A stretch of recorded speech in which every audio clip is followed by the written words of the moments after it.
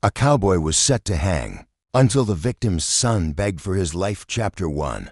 The fatal night. The dust hadn't settled yet. In the small town of Cedar Ridge, Wyoming, when Sheriff Marcus Webb arrived at the scene that would change everything. The year was 1887, and the harsh winter wind cut through the wooden buildings like a blade, carrying with it the scent of impending snow and the metallic tang of blood. Tom Brennan lay motionless in the muddy street outside Murphy's saloon, his weathered face turned toward the star-filled sky. At 52, he had been a respected rancher, a man who'd built his fortune through honest work and fair dealings. Now his life had ended in a pool of crimson that mixed with the Wyoming dirt. Standing over the body, hands trembling and still gripping a smoking Colt .45, was Jake Morrison. The 28-year-old cowboy's eyes were wide with shock, his usually steady demeanor completely shattered. His dark hair was disheveled, his clothes torn from the struggle that had just taken place. "I didn't mean for this to happen," Jake whispered, his voice barely audible above the murmur of the growing crowd. "God help me. I didn't mean for this to happen." Sheriff Webb, a man who'd seen his share of violence on the frontier, approached. Cautiously, the crowd that had gathered outside the saloon was growing restless.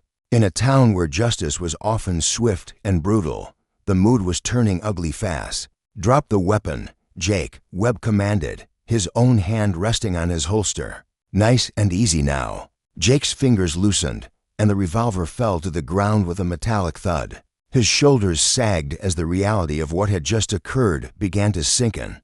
Behind him, the saloon's batwing doors creaked in the wind, witnesses to the tragedy that had unfolded just minutes earlier. The trouble had started, as it often did in Cedar Ridge, with a dispute over land and water rights. Tom Brennan had accused Jake of allowing his cattle to graze on Brennan property and drink from his water sources without permission. The argument had escalated when Brennan threatened to have Jake arrested and his small herd confiscated. "You're nothing but a drifter, Morrison," Brennan had shouted inside the saloon, his voice carrying the authority of a man accustomed to getting his way. "You think you can just take what you want from honest folks?" Jake had tried to explain that he'd been given permission by Brennan's foreman to use the grazing land temporarily, but Brennan wouldn't listen. The older man had been drinking heavily, and his anger had been building for weeks over various disputes with smaller ranchers and cowboys in the area. The confrontation had spilled out into the street when Brennan shoved Jake hard enough to send him sprawling in the mud. What happened next would be debated for years to come, but the witnesses agreed on one thing: both men had drawn their weapons, and only one shot had been fired. As Sheriff Webb placed iron shackles around Jake's wrists, the young cowboy looked up at the crowd of faces surrounding them. Some showed sympathy, others barely contained rage. Tom Brennan had been well-liked in the community, a pillar of the local ranching establishment. Jake Morrison was an outsider, a drifter who'd only been in Cedar Ridge for 6 months. "Sheriff," called out Henry Walsh, the town's banker and one of Brennan's closest friends, "we all know what needs to happen here. This man murdered Tom in cold blood. We don't need to wait for some circuit judge to tell us what we already know." Murmurs of agreement rippled through the crowd. In frontier towns like Cedar Ridge, vigilante justice was often the norm rather than the exception. The nearest territorial court was a 3-day ride away, and winter was setting in fast. "Now hold on, Henry," Sheriff Webb replied, his voice steady but firm. "We'll do this proper. Jake will get a fair trial, just like the law says." But as Webb escorted his prisoner toward the small jailhouse, he could feel the weight of the crowd's expectations. The wind was picking up, and snow was beginning to fall in earnest now. The harsh Wyoming winter was closing in, and with it, the possibility that justice might be decided not in a courtroom, but by a rope and a sturdy tree branch. Jake Morrison walked with his head down, his boots splashing through the muddy street. Behind him, he could hear the angry voices of the townspeople, their words carried on the bitter wind. He thought about his mother back in Kansas, about the letter he'd written her just last week describing his hopes for making a new life in Wyoming. Now, those dreams lay as dead as Tom Brennan in the street behind him. As they reached the jailhouse, Sheriff Webb turned to face the crowd that had followed them. "That's far enough, folks. Go on home now. Let the law handle this." But even as the crowd began to disperse, Webb could see the determination in their eyes. The storm clouds gathering overhead seemed to mirror the dark mood settling over Cedar Ridge. Tomorrow would bring new challenges, and the sheriff wasn't sure he'd be able to keep Jake Morrison alive long enough to see a proper trial.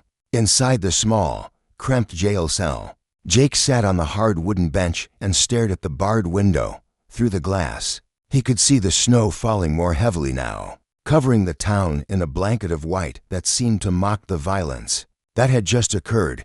He closed his eyes and tried to pray, but the words wouldn't come. All he could think about was Tom Brennan's face in those final moments, and the terrible knowledge that his own life was now hanging by a thread, as thin as the falling snow outside his window. Chapter 2. The victim's son. The telegram arrived at sunrise, carried by a rider who'd pushed his horse hard through the early morning snow. Samuel Brennan had been working in the lumber mills of Oregon for the past 3 years, trying to build a life far from the shadow of his father's ranch. At 25, he'd inherited his father's strong jaw and piercing blue eyes, but not his taste for confrontation. "Your father has been killed. Come home immediately." Sheriff Webb. Samuel stared at the yellow paper, reading the words over and over as if they might somehow change. Round him, the sounds of the mill continued, the screech of saws, the shouts of workers, the crash of timber. But for Samuel, the world had gone silent. He'd left Wyoming after a bitter argument with his father about the ranch's future. Tom Brennan had wanted his son to take over the family business, to continue the legacy he'd built from nothing. But Samuel had different dreams. He'd wanted to study law, to use his mind rather than his fists to solve problems. The argument had ended with harsh words that neither man had been willing to take back. Now, as Samuel packed his few belongings into a worn leather satchel, he was haunted by the memory of their last conversation. "You're soft, boy," his father had said, disappointment heavy in his voice. "This country eats soft men alive. You'll learn that someday, but it might be too late." The 3-day journey back to Cedar Ridge gave Samuel plenty of time to think. He'd hired a horse in the nearest town and ridden hard through the mountain passes, his mind racing with questions about what had happened and what he would find when he arrived. The Wyoming landscape looked different to him now, harsher somehow. The snow-covered peaks that had once seemed majestic now appeared threatening, and the endless expanse of prairie felt like a prison. This was the land his father had loved, the land he'd died for. Samuel wondered if he'd ever be able to understand that kind of devotion. He arrived in Cedar Ridge on a gray afternoon. 3 days after receiving the telegram, the town looked smaller than he remembered, more vulnerable somehow. The wooden buildings seemed to huddle together against the cold, and the few people he saw on the street moved quickly, their faces hidden beneath heavy coats and hats. Sheriff Webb was waiting for him at the jail, his weathered face showing the strain of the past few days. The two men had known each other for years, and Webb had always been fair in his dealings with the Brennan family. "Samuel," Webb said, extending his hand, "I'm sorry for your loss. Your father was a good man." "Thank you, Sheriff. I came as soon as I got your message." Samuel's voice was steady, but his eyes showed the pain he was trying to hide. "I need to know what happened." Webb led him into the small office behind the jail cells, where a pot of coffee sat warming on a wood stove. Through the open doorway, Samuel could see the man who had killed his father. Jake Morrison sat on his bunk, staring at the floor, his hands folded in his lap. It was a dispute over grazing rights. Webb began, pouring coffee for both men. "Your father confronted Morrison at Murphy's saloon. Things got heated, and they took it outside. Both men drew their weapons, but only one shot was fired." Samuel listened as Webb recounted the events of that night, trying to piece together the final moments of his father's life. The story was both simpler and more complicated than he'd expected. There had been no grand conspiracy, no elaborate plot. Just two men, both convinced they were right, both too proud to back down. "What happens now?" Samuel asked. Webb sighed and looked toward the cell block. "That's the problem. The circuit judge isn't due for another month, maybe longer with this. Whether the townspeople are getting restless, they want justice, and they want it now. You mean they want to lynch him? I mean they want to see Tom Brennan's killer pay for what he did. And in a town like this, that usually means a rope and a tree. Samuel stood and walked to the window that looked out onto the main street. He could see small groups of men gathered outside various buildings, their conversations intense and animated. The mood in Cedar Ridge was ugly, and it was getting worse with each passing day. "Can I see him?" Samuel asked suddenly. Webb raised an eyebrow. "You want to see Morrison? Why would you want to do that?" "I need to understand what happened. I need to hear his side of the story." The sheriff considered this for a moment, then nodded. "I suppose that's your right, but I'll be right here if you need me." Samuel followed Webb into the cell block, his heart pounding. Jake Morrison looked up as they approached, his eyes widening when he saw Samuel. "You're Tom's boy," Jake said. Softly, "I can see the resemblance." "Mr. Morrison," Samuel replied, his voice carefully controlled. "I'd like to hear what happened that night, in your own words." Jake stood up slowly, his hands shaking slightly. He looked older than his 28 years, worn down by 3 days of confinement and the weight of what he'd done. "I never meant for it to happen," Jake began, his voice barely above a whisper. "Your father was angry about the grazing rights, and he had every right to be. I thought I had permission, but there was some confusion with the foreman. I tried to explain, but your father wouldn't listen." Samuel listened as Jake recounted the events of that night, noting the differences between his version and the official account. According to Jake, Tom Brennan had been the aggressor, pushing the confrontation to its deadly conclusion. "When we got outside, he shoved me hard." Jake continued, "I fell in the mud, and when I got up, he was already drawing his weapon. I drew mine too, more from instinct than anything else." The gun went off, and Jake's voice broke. "I've been over it 1,000 times in my mind. I don't know if I meant to pull the trigger or if it was just a reflex. All I know is that a good man is dead because of me." Samuel studied Jake's face, looking for signs of deception or malice. What he saw instead was genuine remorse and a pain that mirrored his own. This wasn't the cold-blooded killer he'd expected to find. "Do you have family?" "Mr. Morrison," Samuel asked. "A mother in Kansas. She doesn't know about any of this yet." "I don't know how to tell her." Samuel nodded, understanding. The weight of that burden. He thought about his own mother, who had died when he was 16, and how she would have handled this situation. She'd always been the peacemaker in the family, the one who could find common ground between Samuel and his father when their arguments threatened to tear the family apart. "The townspeople want you dead," Samuel said bluntly. "They're talking about taking you out of here and hanging you from the nearest tree." Jake nodded. "I know. I can hear them talking outside. Sheriff Webb's been doing his best to keep them away, but I don't think he can hold them off much longer." "What would you do if you were in their position?" Samuel asked. "If someone had killed your father?" Jake was quiet for a long moment, considering the question. "I don't know," he admitted. "I'd like to think I'd want justice, not revenge. But I can't say for certain. A man's father is, well, he's everything." Samuel felt a lump forming in his throat. Despite their differences, he'd loved his father deeply. Tom Brennan had been a hard man, but he'd also been honest and fair in his dealings.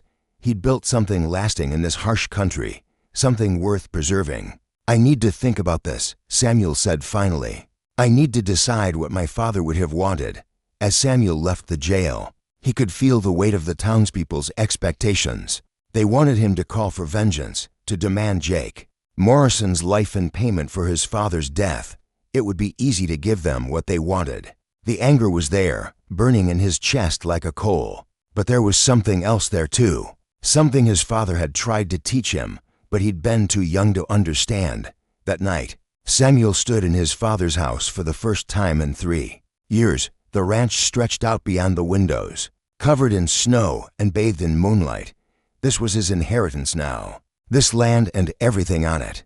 But with it came a responsibility he'd never wanted and a choice that would define not just his own future, but the future of Cedar Ridge itself. Outside, the wind howled through the mountains, and Samuel could hear the distant sound of voices, carried on the bitter air. The townspeople were gathering again, their patience wearing thin. Soon, they would demand action, and Samuel would have to decide whether he was his father's son or something else entirely.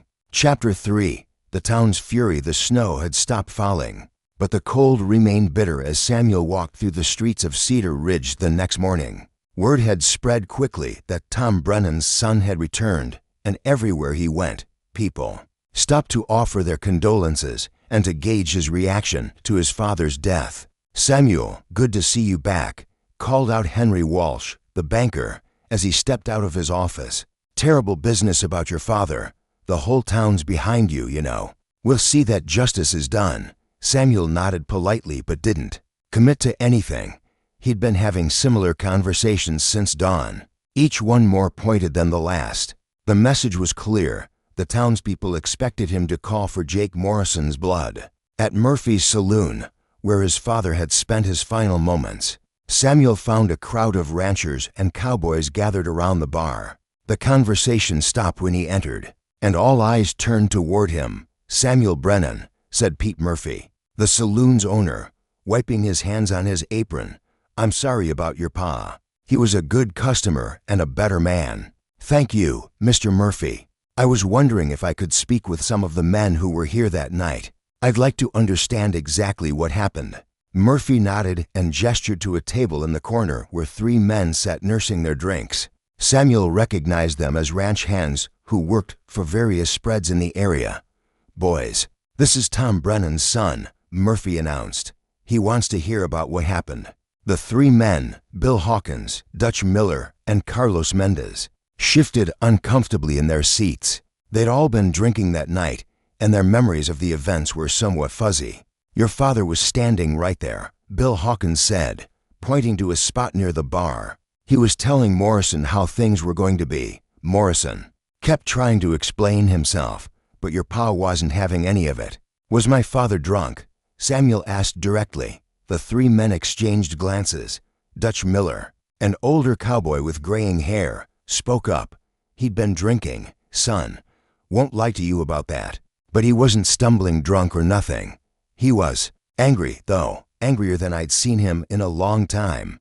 Carlos Mendez, who had worked for the Brennan Ranch years earlier, added, "Your father felt like Morrison was taking advantage of him. He'd been having trouble with drifters and small-time ranchers using his land without permission. Morrison was just the last straw." Samuel listened as the men recounted the events of that night, noting the details that aligned with Jake Morrison's version and those that didn't. What emerged was a picture of 2 men caught in a confrontation that neither had really wanted, but both had been too proud to avoid when they went outside. Bill Hawkins continued, "We all followed. Your father was still angry, and he shoved Morrison hard. The boy went down in the mud, and when he got back up, both men were reaching for their guns." "Who drew first?" Samuel asked. The 3 men looked at each other again, uncertainty in their eyes. "Hard to say," Dutch Miller admitted. "It happened so fast. Both men had their weapons out, and then there was a shot. Your father went down, and Morrison just stood there looking shocked." Samuel thanked the men and left the saloon, his mind churning with conflicting emotions. The picture they'd painted was consistent with Jake Morrison's account, but it also showed his father in a light that troubled him. Tom Brennan had been a passionate man, but he'd also been fair. The drinking and the confrontational behavior seemed out of character. As he walked down the main street, Samuel noticed groups of men gathered in conversation, their voices low and intense. The mood in Cedar Ridge was growing more dangerous by the hour. He could feel the tension in the air, the collective anger of a community that felt it had been wronged. Outside the general store, he encountered Martha Hawkins, Bill's wife, who ran the store with her husband. She was a kind woman who had known Samuel since he was a child. "Samuel, dear," she said, touching his arm gently, "I'm so sorry about your father. He was always fair with us, always paid his bills on time. We'll miss him. Thank you, Mrs. Hawkins. I appreciate that." She looked around nervously, then leaned closer. "Samuel, there's something you should know. The men are talking about taking matters into their own hands. They're saying that winter's coming and we can't wait for a judge. They're planning something for tonight. Samuel's blood ran cold. What kind of something? They're going to take Morrison out of jail and hang him from the big oak tree by the creek. They say it's what your father would have wanted. That afternoon, Samuel found himself at his father's grave in the small cemetery on the hill overlooking the town. The headstone was simple, bearing only Tom Brennan's name and the dates of his birth and death. Someone had left wildflowers, now frozen in the snow. I don't know what to do, Pa, Samuel said aloud, his breath visible in the cold air. Everyone expects me to want revenge, but I keep thinking about what you really would have wanted. You always said the law was important, that civilization meant doing things the right way. The wind rustled through the bare branches of the trees, and Samuel could hear the distant sounds of the town below. Cedar Ridge looked peaceful from up here, but he knew that beneath the surface, violence was brewing. As evening approached, Samuel made his way back to the jail. Sheriff Webb was standing outside, a rifle in his hands, watching the groups of men who had begun to gather in the street. It's going to be a long night, Webb said when Samuel approached.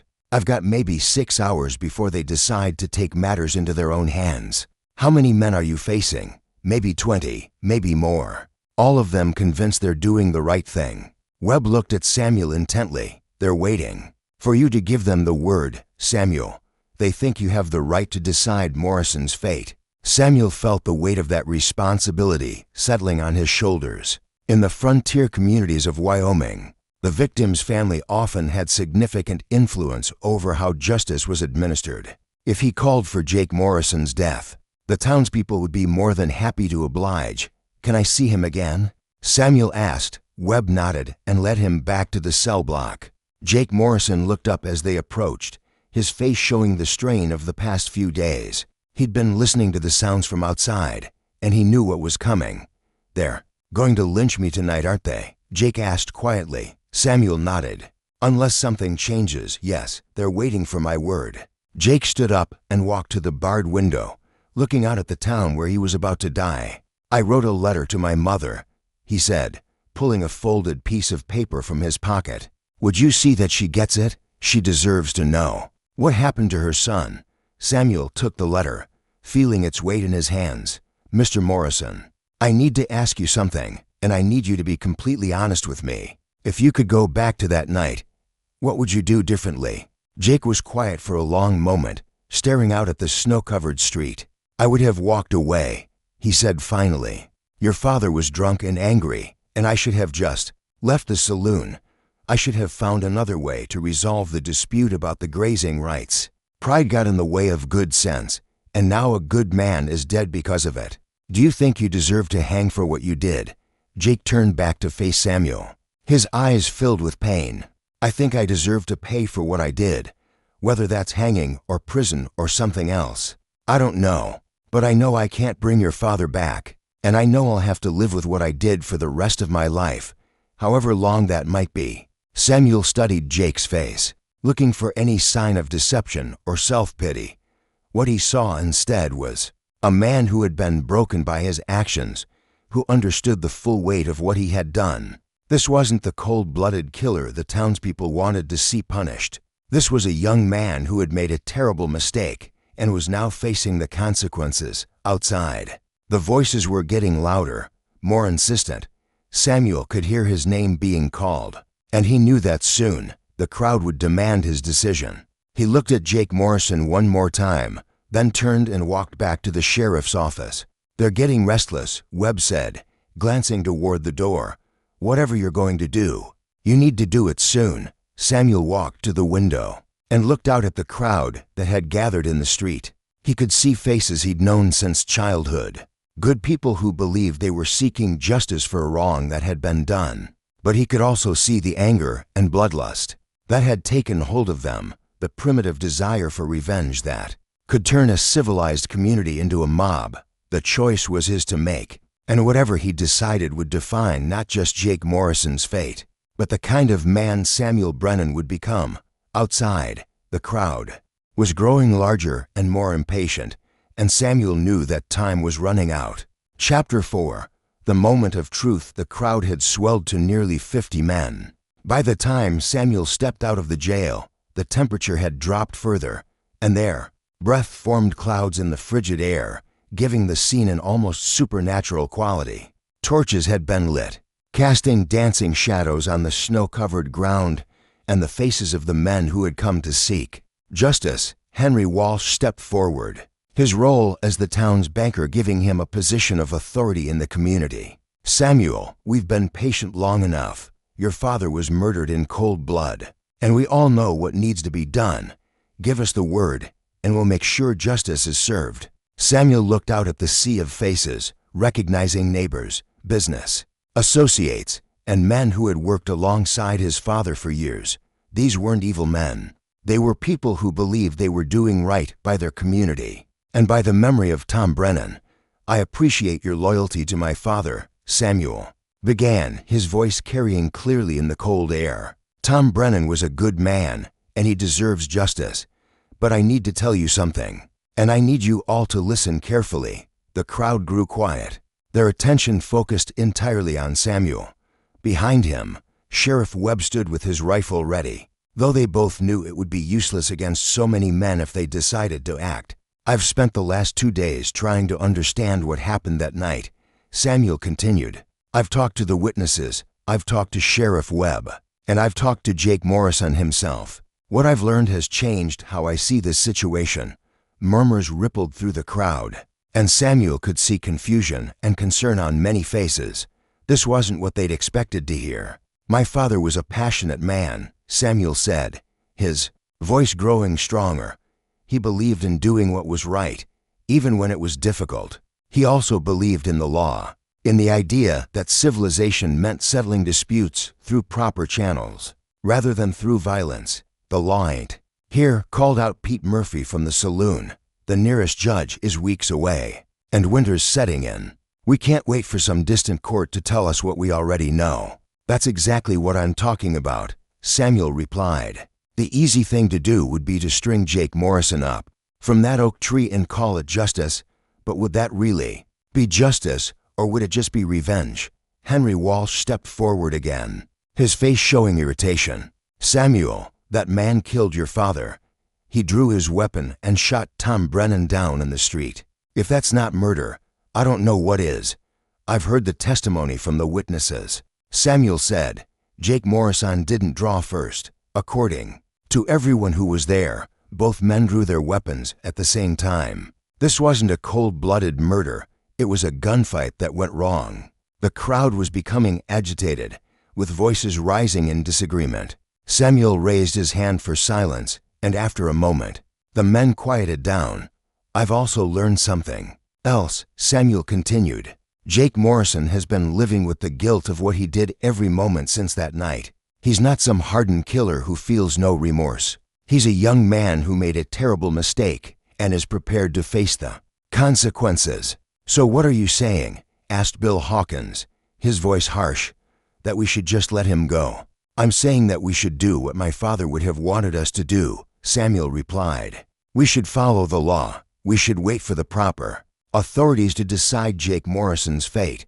The crowd erupted in angry shouts, with men calling out protests and accusations. Samuel could see that he was losing them, that their desire for immediate justice was stronger than their respect for legal procedure. "Listen to me," Samuel shouted over the noise. "I have as much right as anyone to want Jake Morrison dead. Tom Brennan was my father, and I loved him despite our differences. But I also know that he wouldn't want his death to be the reason this town abandons everything it stands for. Your father was a strong man," called out Dutch Miller. "He wouldn't have let his killer walk free." "You're right," Samuel said, his voice now carrying a note of authority that reminded many of the men of his father. "Tom Brennan was a strong man, but his strength came from his principles, not from his gun. He built his ranch through hard work and fair dealing. He raised me to believe that a man's word was his bond, and that justice was more important than revenge." Samuel paused, looking out at the crowd, then continued, "I've made my decision. I'm asking you all to respect it. Jake Morrison will remain in jail until the circuit judge arrives. He will stand trial for the death of my father, and he will face whatever punishment the law decides is appropriate." The crowd was wavering now, caught between their desire for immediate action and their respect for Samuel's position as Tom Brennan's son. But Samuel could see that some of the men were still not convinced. "If you won't listen to me," Samuel said, "then maybe you'll listen to Jake Morrison himself." The crowd fell silent. Confused by this unexpected development, Samuel turned to Sheriff Webb, who looked at him with surprise. "Bring him out," Samuel said quietly. "Let him speak for himself." Webb hesitated. "Samuel, that's not safe. If we bring him out here, there's no guarantee I can protect him." "I know," Samuel replied, "but sometimes doing the right thing means taking a risk." After a moment, Webb nodded and went back into the jail. He returned with Jake Morrison, whose hands were shackled in front of him. The young cowboy looked out at the crowd of angry faces, his own face pale but determined. "I want to say something," Jake said, his voice barely audible at first. Then, gathering strength,